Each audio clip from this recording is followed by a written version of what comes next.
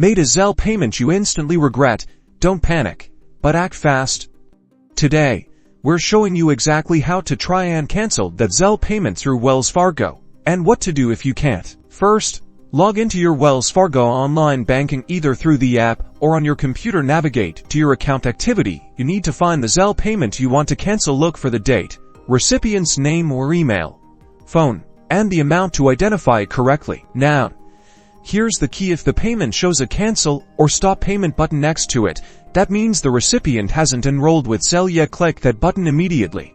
You'll likely be prompted to confirm the cancellation. Follow the on-screen instructions to do so. Keep in mind, if there is no cancel button, it means that the recipient is already enrolled with Zelle and the money is already in the process of being transferred, and canceling becomes significantly harder.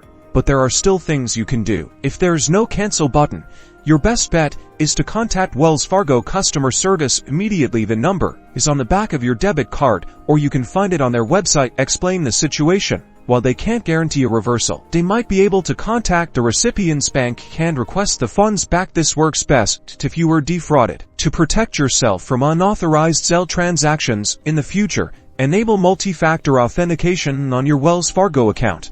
Regularly monitor your account activity and only send money to people you know and trust. If you have any fraud concerns, consider placing a payment block. Canceling a Zelle payment is tricky, but by acting quickly and understanding your options, you can increase your chances of recovering your funds. Good luck.